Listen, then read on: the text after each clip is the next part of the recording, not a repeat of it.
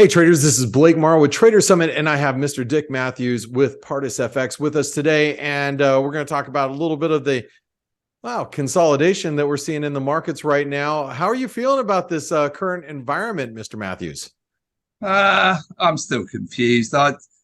Inflation's still running hot, right, and hotter than people expected. You and I have talked about this, and we thought you might get a little bit of bounce back.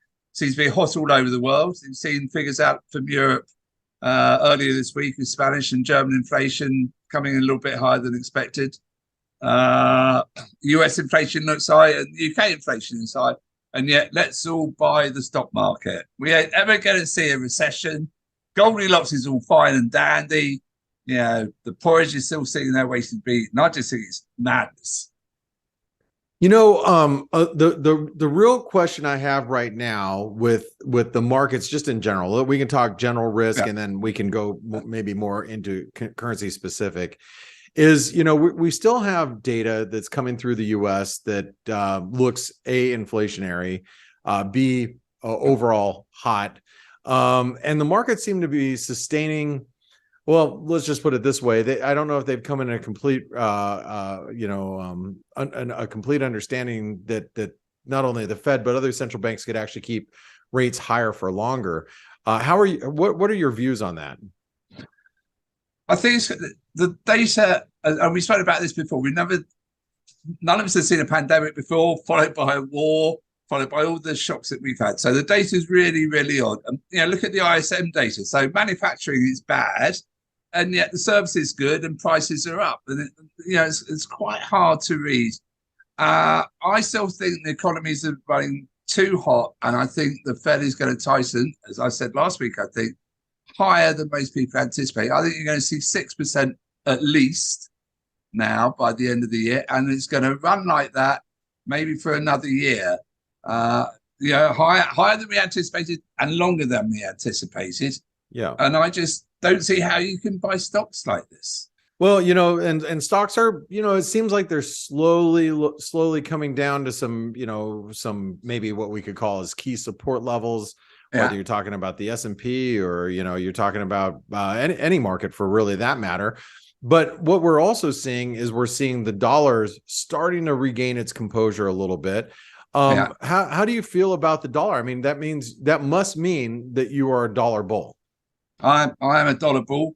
Dollar smiles back. You've got an economy that's pretty strong, no doubt. Employment figures tomorrow will destroy that, but the economy is pretty strong. Interest rates are going up. They're only going to go one way. And you've still got the underlying geopolitical threat just lurking in the background of what's going on in Ukraine. China's maybe supplying Russia with weapons, not a good look, not a thing that any of us want to see. So I still, fundamentally, I still just want to buy the greenback. Okay, well, what's going to be your best play? I mean, you've talked about like the sterling, and it has, to your point, over the last couple of weeks, it has drifted lower from the mid 120s or lower to mid 120s, and we're trading just above 120 right now. Do you think that the sterling's going to go lower? There's a lot of things percolating regarding Brexit. It seems like Brexit is back in the headlines again. Yeah, it's back. It's back. So what are your thoughts there? Right. I still want to be short of sterling. End of story. And I want to be short of sterling against the euro and against the dollar.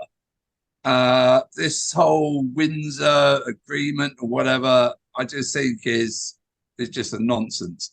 It's not an agreement. It doesn't benefit the UK. I think it plays into the hands of Europe, gives a few concessions. Sterling perked up a little bit on the back of it initially, but has come back down on that. As I said, I think last week, that Sunak's playing with fire. Europe is just a bloody quagmire for any Conservative politician. Ireland's a really difficult place to do business in as well. You're never going to be able to get everyone around the table and happy. And I think that he has presented this great new thing. I just don't believe it, and I think that he's heading for a bit of a shock. Well, and sterling as well. You can see like technically the 200-day moving average, which happens to be this red moving average, is holding us up, and it's been very supportive of the market on dips. Even today, we got really close to it, and we found some buyers. So, do you just straight up sell it now, or do you just expecting a breakdown? or is there going to be a better trade placement for you? Well, it's been bouncing around, isn't it? Yeah, really range trading. The other thing which I don't know whether our listeners heard today was Andrew Bailey, the governor of the Bank of England, who just came out and just talked utter nonsense again. You know, he's a clown. They don't know what they're doing. At least ECB saying we're going to raise rates by 50 basis points. Okay, we know that. The Bank of England, God only knows what they're going to do, and that breeds uncertainty. I think they want to be dovish. So I would still want to be short, as I've been short for the last couple of weeks. And if I wasn't short, you know, anything above 120, I'd get short. We're just on 120 as I speak, I think, to 120 and a touch at the moment. So I'd want to get short, looking 118.5 initially.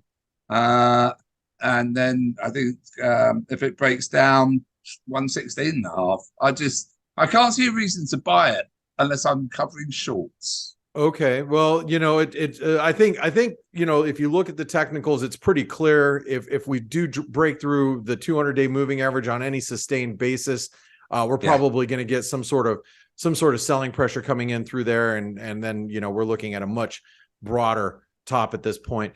You know, Dick, I tell you, I enjoy having you here because, you know, being an American, trying to understand UK politics, it's kind of interesting to say the least.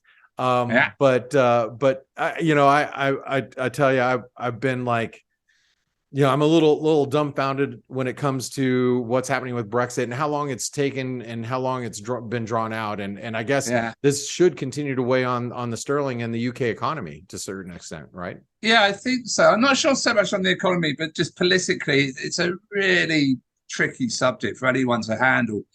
Sunak hasn't got the unilateral backing of the party. There's a lot of people still like to see Johnson in charge, think that Sunak should have gone to the country. He certainly should have gone to the Conservative membership to endorse his premiership.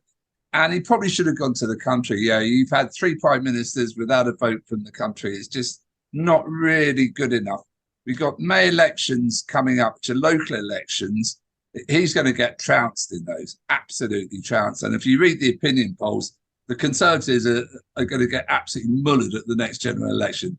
I think he's in a much weaker position than the market's thinking. And I'm not sure there's political tail risk in there at the moment. All right. Well, I appreciate your updating us. And how do us as traders follow your work a little bit closer? Because I know you walk a lot of institutional folks, a lot of corporations through this nasty FX world. Where do I find out more about you? It's a lovely world. Everything is great. You know, you almost get me singing how wonderful it is. What a wonderful world.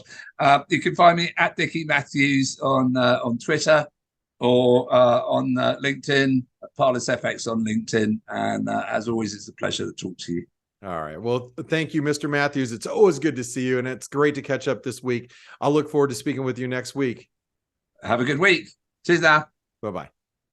Hey traders, Blake Morrow here. Thanks for stopping by our YouTube channel. Don't forget to like, share, and subscribe to our channel. Also click the bell notifications so you do not miss any of our market-related trading analysis from some of the leading industry experts. Thanks for stopping by. We'll see you in the next video.